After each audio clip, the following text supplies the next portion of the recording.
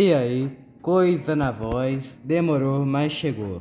A terceira parte do meu universo Marvel consertado finalmente chegou.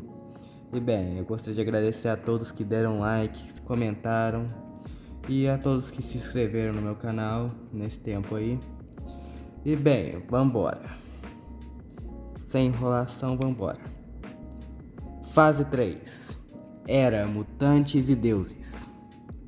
Primeiro filme, Marvel, Vinda de Galactus, filme de 2 horas e 35 minutos.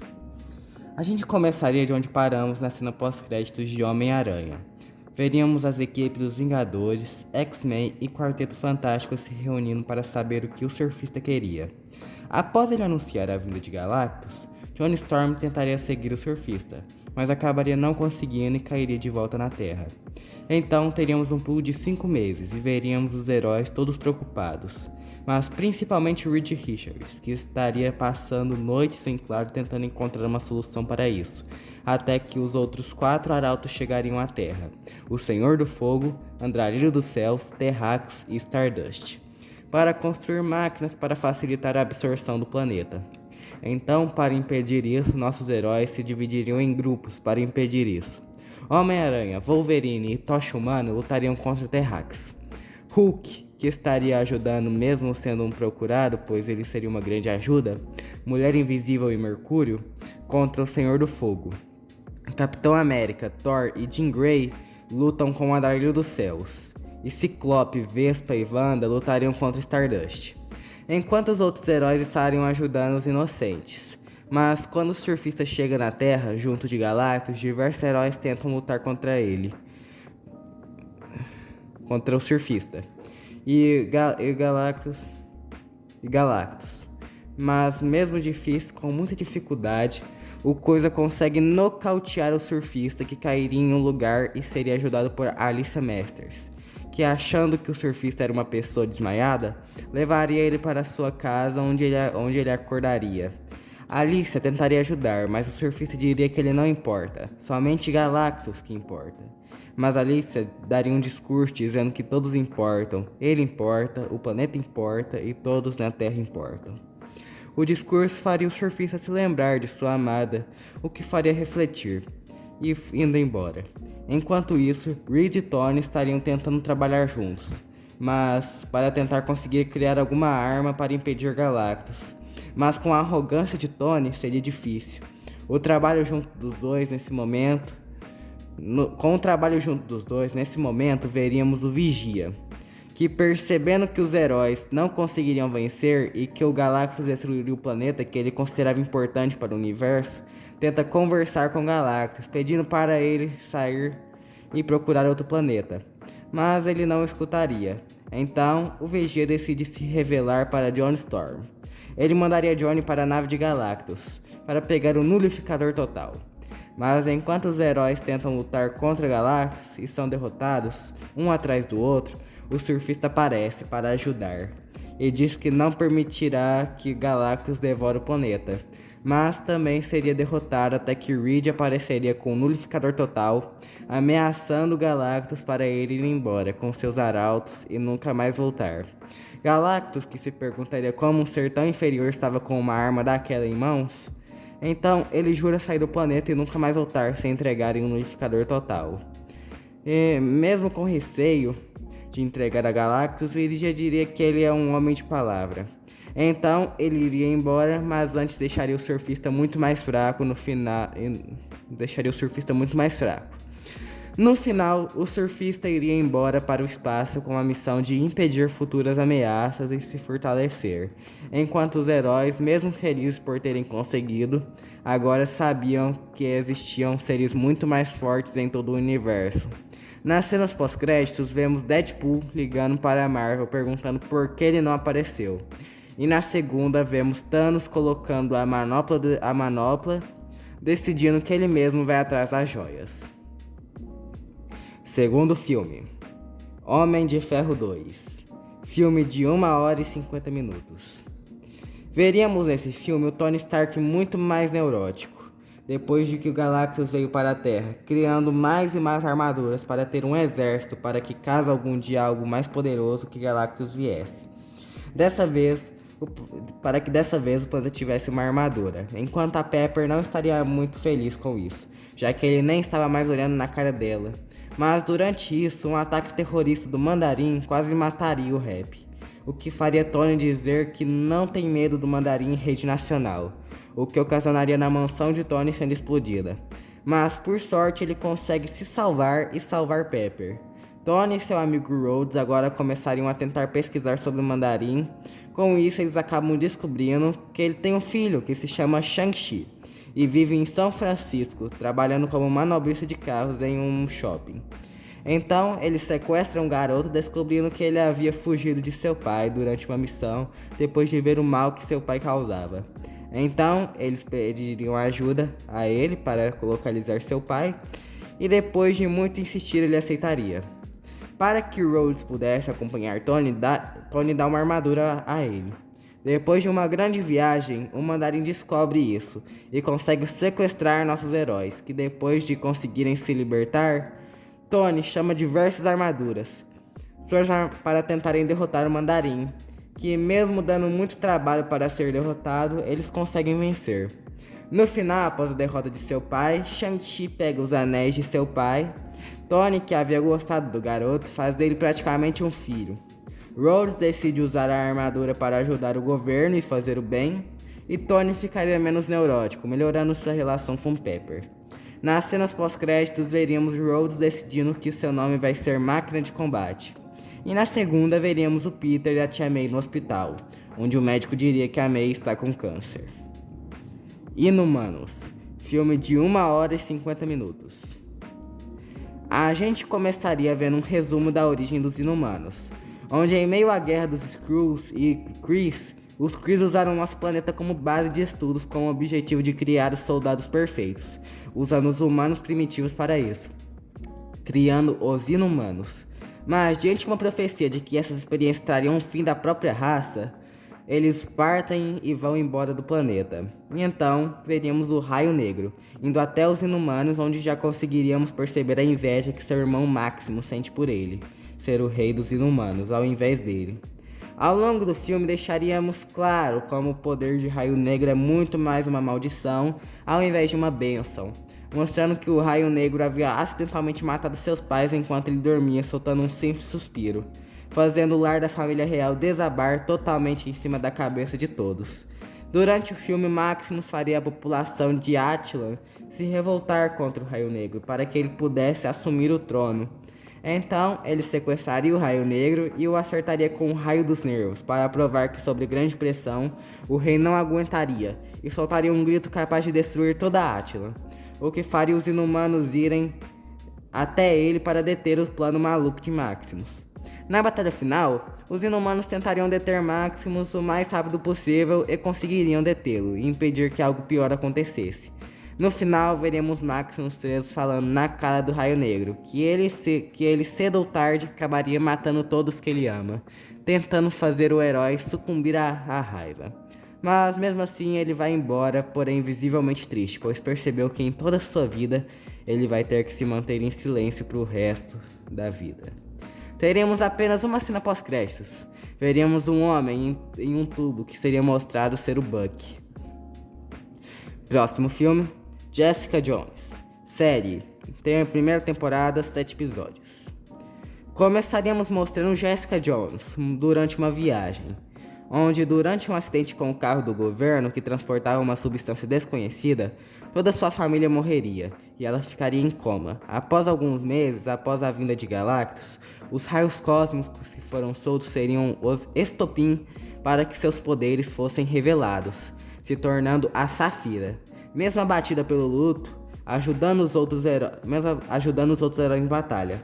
Mas após se encontrar com o Homem Púrpura, que a controlaria, fazendo ela fazer coisas sem sua vontade por 6 meses, o que deixaria Jessica traumatizada. Durante a série, ela tentaria resolver um caso que tem conexão com o Homem Púrpura. Durante a série, ela conheceria Luke Cage, e os dois começariam a namorar. E no final, junto de Jessica Jones, eles matariam o Homem Púrpura e não teríamos cenas pós-créditos. X-Men Apocalipse, 2 horas e 10 minutos. No começo, veríamos a origem de Ensabanur e como ele derrotou o faraó Ramatut, fazendo sua visão de mundo ser reforçada de que os mais fortes devem permanecer, enquanto os fracos devem perecer. Mas após essa batalha, ele entra em hibernação para que seu corpo se regenere, voltando 5.000 anos depois, agora vendo que o mundo moderno se surpreendendo por ainda existir humanos normais e não apenas mutantes. Para que isso mude, ele decide ir atrás de seus Cavaleiros do Apocalipse. Enquanto isso, vemos alguns X-Men jogando basquete, até que o Professor Xavier chegaria e diria que sentiu a presença de um mutante superpoderoso, enquanto usava o cérebro. Os X-Men se reuniriam para ir atrás desse mutante, e então veremos Apocalipse, que já teria 2 cavaleiros, o Arcanjo, que ele já teria corrompido, mas nesse momento os X-Men chegariam e tentariam entender o que está acontecendo. Vendo que as motivações do Apocalipse não eram das melhores, eles vão pra cima, mas acabam perdendo. E a Tempestade acaba sendo corrompida, se tornando mais uma de seus Cavaleiros do Apocalipse, indo embora. Charles, vendo o poder daquele mutante, pede uma trégua com o Magneto para que ele ajudasse a impedir o Apocalipse com seu plano. Mesmo concordando com as motivações de acabar com a humanidade, Magneto decide ajudar, pois ele quem deveria comandar o Império Mutante após o extermínio dos humanos. Apocalipse, mesmo querendo terminar logo com tudo aquilo, agora queria o Professor Xavier como um de seus cavaleiros. Durante o filme, aproveitaria para introduzir o Noturno e Kitty Pryde, mas os X-Men de novo são derrotados pelo Apocalipse. Mas ele corromperia o Professor e o Magneto, agora tendo todos os cavaleiros que precisa.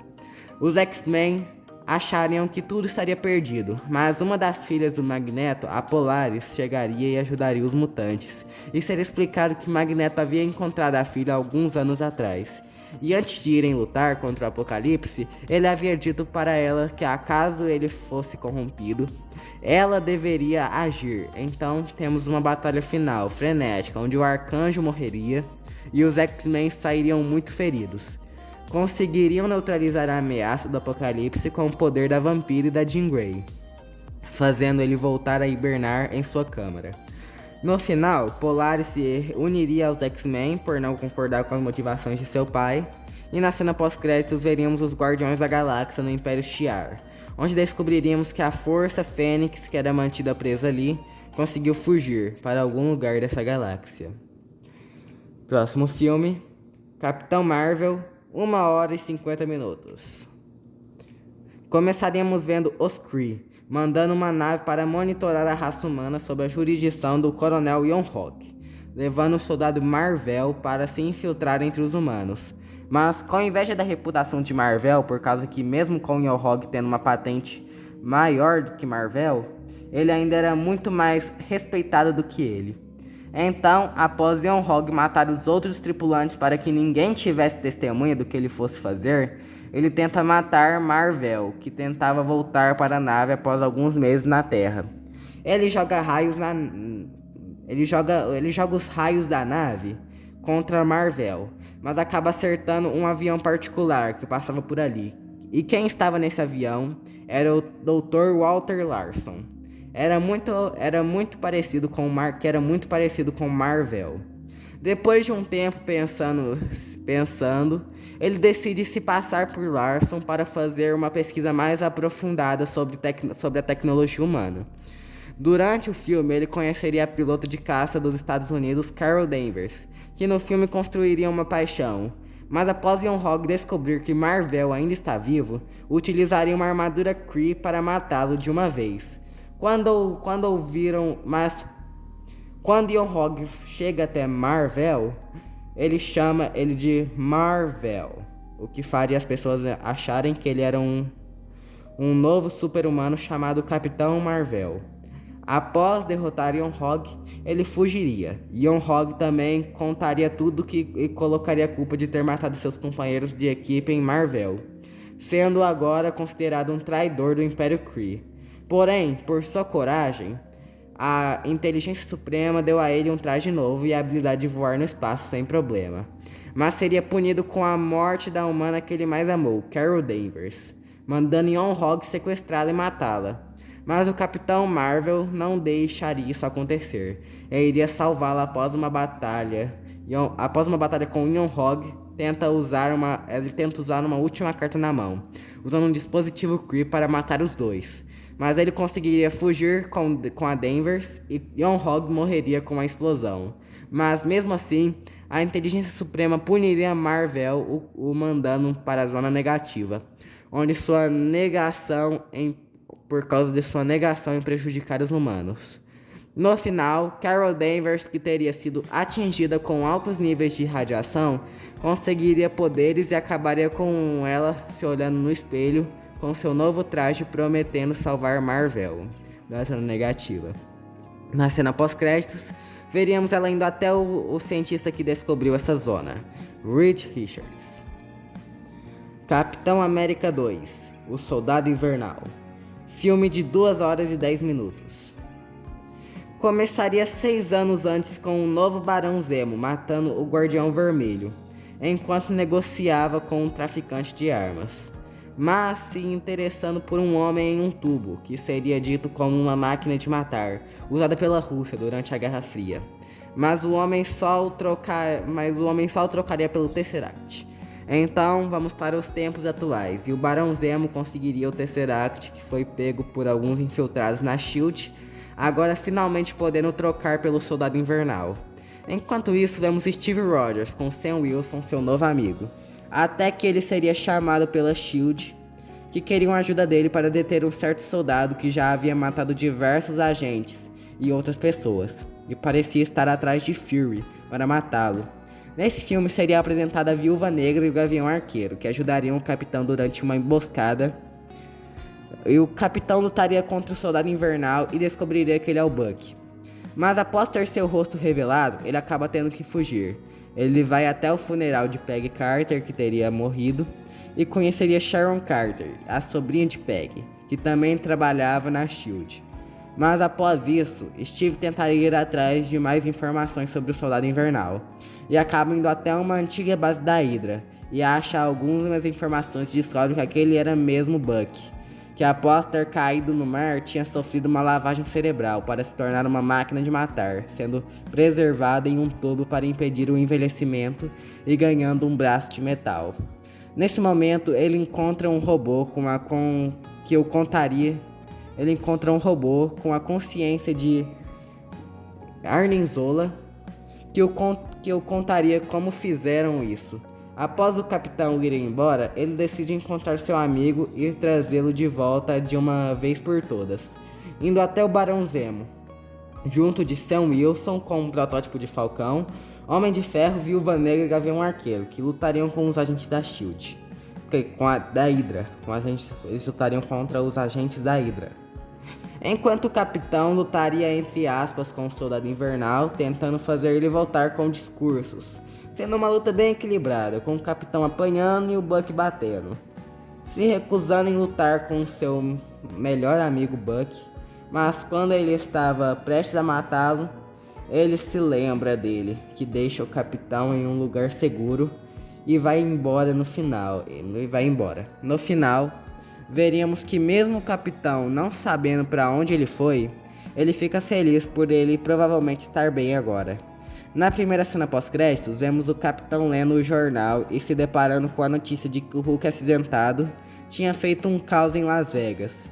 E na segunda vemos o Barão Zemo tirando o líder da prisão, o chamando para fazer parte de uma equipe, que provavelmente se chamaria Cabala.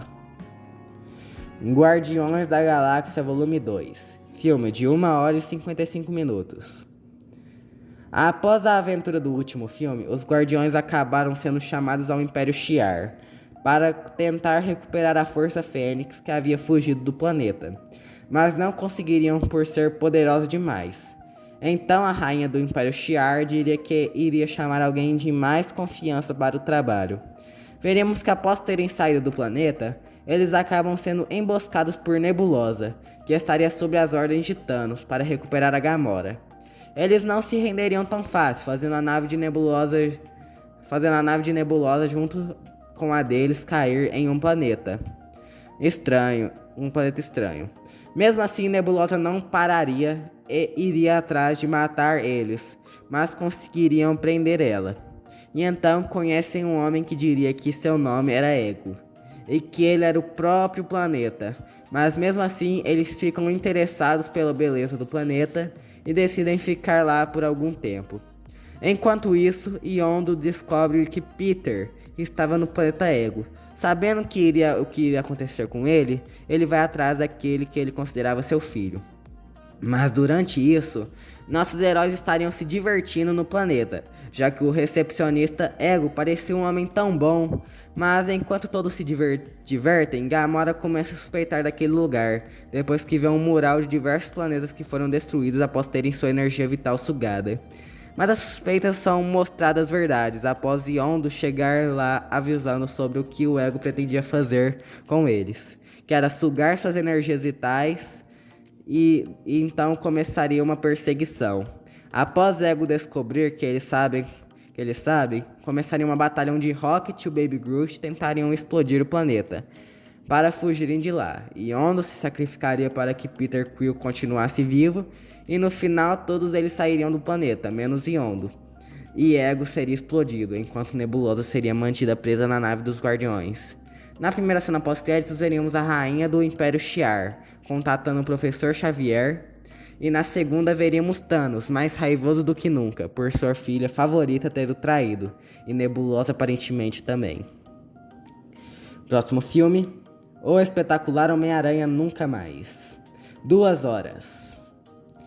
A gente começaria com Peter indo visitar o túmulo da Gwen, contando sobre algumas de suas aventuras, tipo como derrotou um homem que era feito de água e impediu um cara que tinha o poder de pular.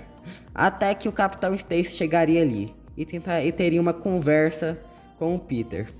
Nessa conversa, descobriríamos que agora o Homem-Aranha era um procurado, pois ele acabou tomando a culpa de matar Gwen.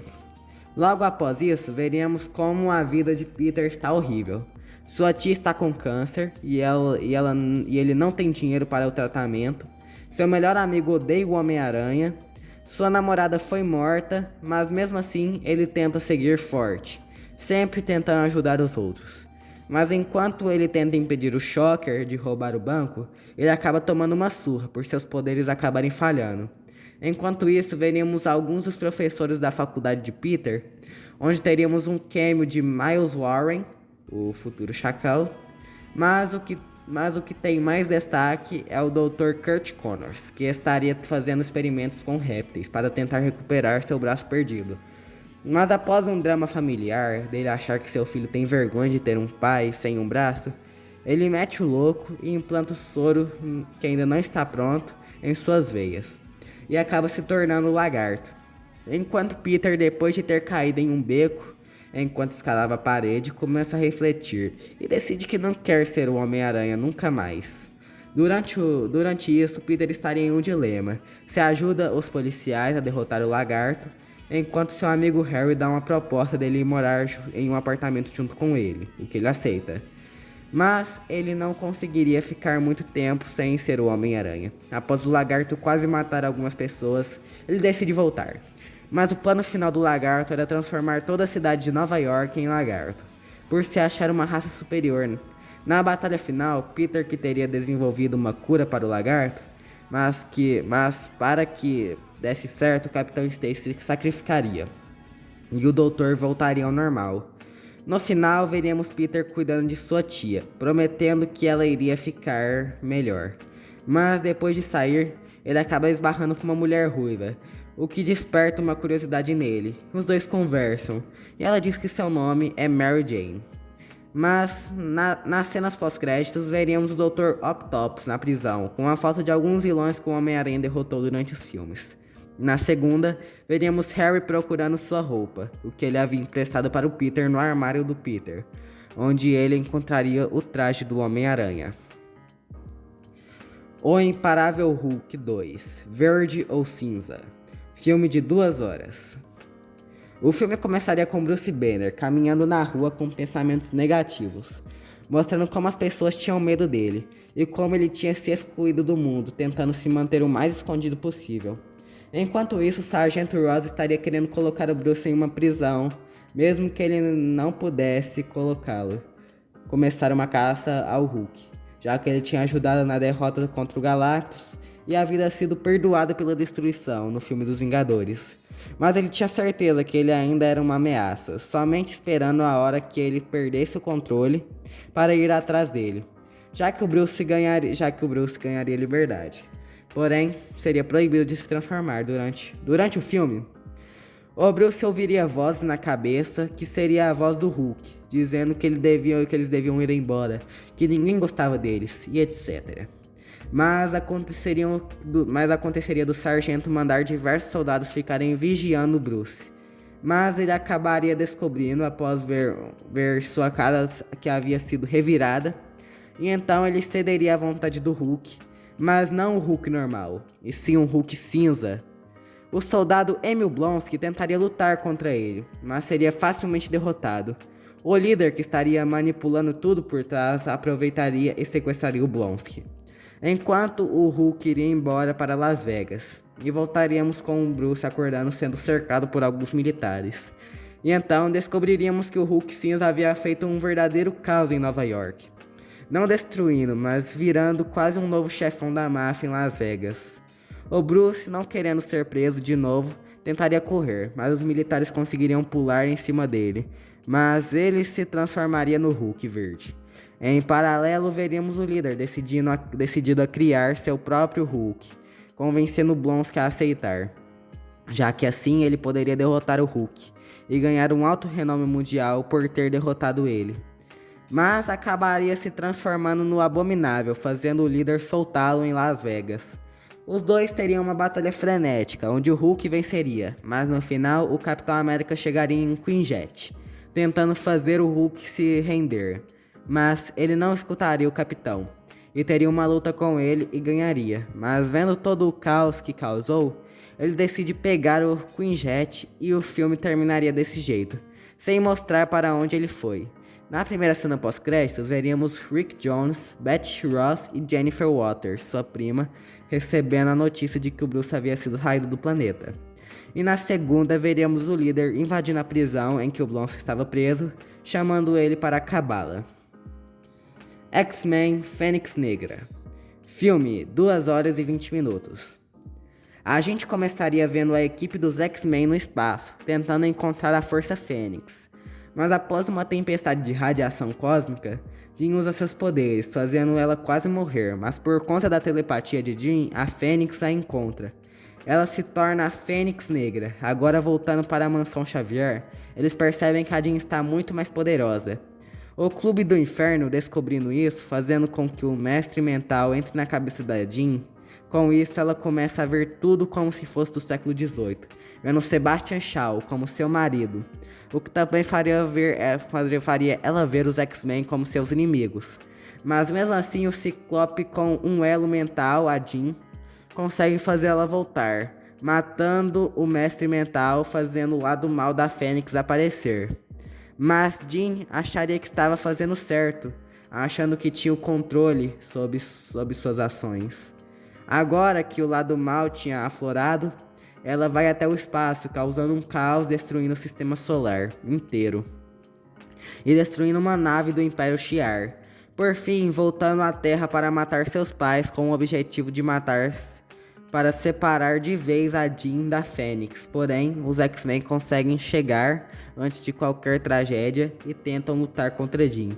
Mas ela é poderosa demais, quase matando o Homem de Gelo mas para impedir dela matar o Professor Xavier, o Professor Xavier entraria em uma batalha mental contra Jean, conseguindo bloquear a personalidade da Fênix para que ela voltasse ao controle. Mas quando tudo parecia bem, Lilandra, a imperatriz do Império Shi'ar, levaria eles para o planeta, dizendo que a Fênix deve ser julgada por todos os seus crimes.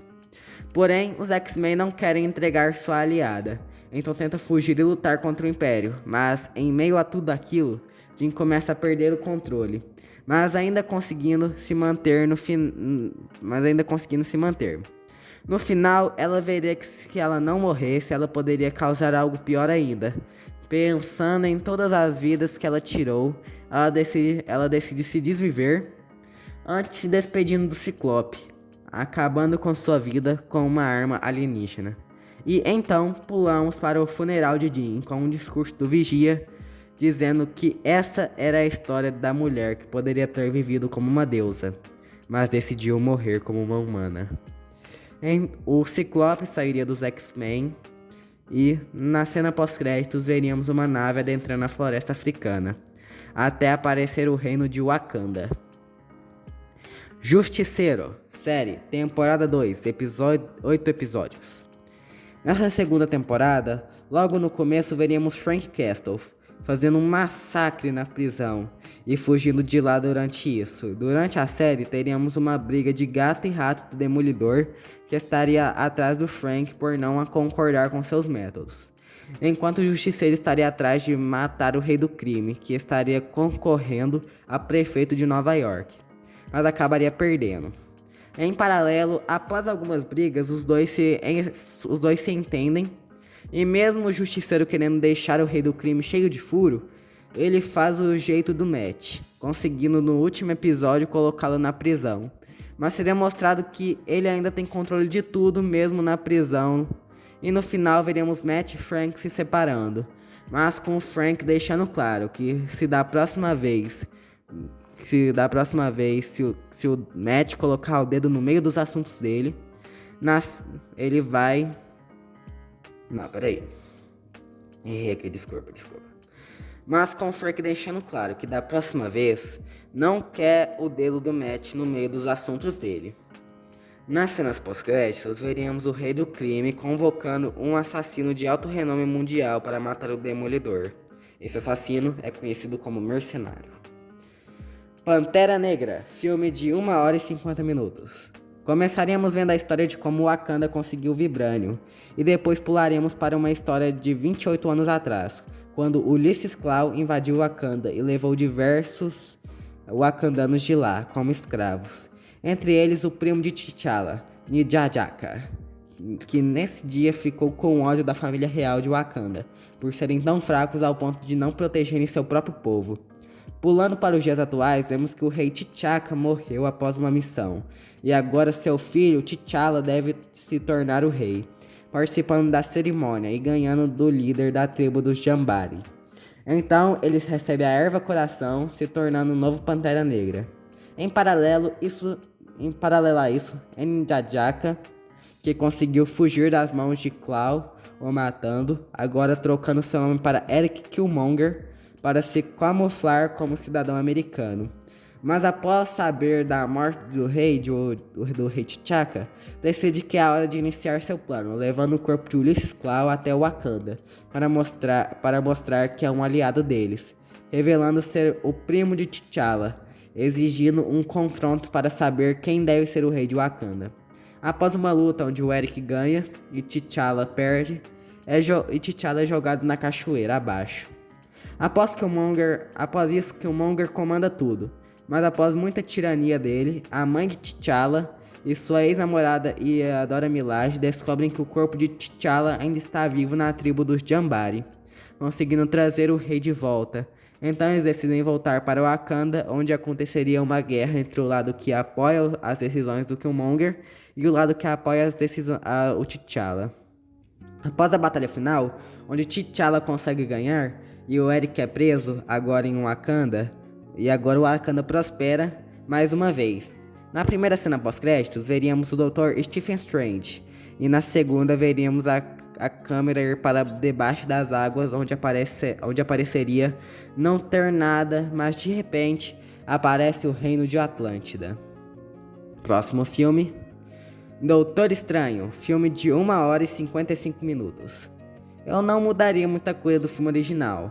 Eu faria com que o olho de Agamotto fosse um artefato místico criado por um mago muito poderoso há muito tempo atrás nessa versão. E no final, um artefato místico criado por um mago muito poderoso há muito tempo atrás nessa versão, onde ele não portaria a joia do tempo. E no final, o Doutor Estranho conseguiria impedir que Kai Sirius trouxesse o Dormammu até a Terra. Na cena pós-créditos, veríamos o Blade matando um vampiro. Bem, é isso aí, pessoal. Bem, se vocês quiserem a parte 4, a meta para esse vídeo aqui vai ser de 20 likes. 20 likes. Porque vai dar trabalho. Comenta, compartilha com seu amigo que gosta de Marvel também. Me ajuda aí e vambora. Falou, muito obrigado por assistir. É nóis.